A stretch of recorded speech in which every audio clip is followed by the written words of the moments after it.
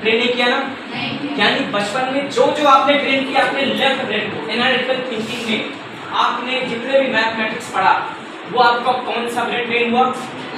बचपन से अभी तक आपने जितने भी मैथमेटिक्स पढ़ा, वो चाहे केमिस्ट्री का मैथमेटिक्स हो, फिजिक्स का हो, चाहे मैथ्स का हो, कौन सा ब्रेन पढ़ा अभी तक? Left brain. ये जो 2 दूनी 4 बताते हो आप, पापा का नंबर, मम्मी का नंबर, अपना नंबर, अपना रोल नंबर याद रखते हो, अपना जो एग्जामिनेशन में आपको एक आई कार्ड मिलेगा उसमें कुछ नंबर होंगे उसको भी याद रखते हो, तो आप नहीं याद रखते, आपका लेफ्ट ब्रेन इसको स्टोर करके रखता है और जैसे ही आप बोलोगे तुरंत ये देगा। अब इसको स्टोर पता है कैसे होता है? स्टोर ऐसे नहीं एक बार पढ़ लिया स्टोर कर लिया, नहीं, इसको स्टोर करने के लिए आप ट्रेन करते हो।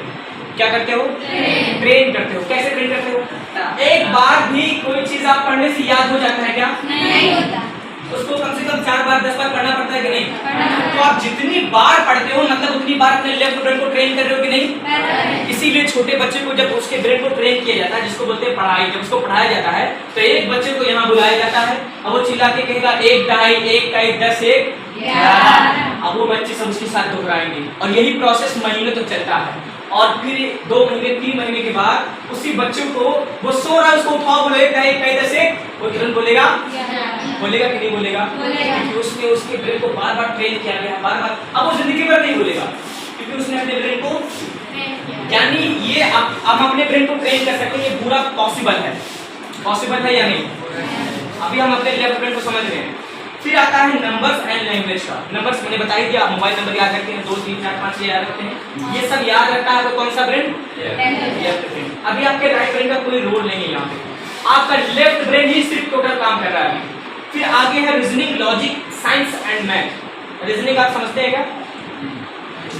आपने अक्सर सुना होगा कि तुम्हारे दादा के भाई के लड़के के पोते के बिटिया की चाची आगे क्या लगेगी?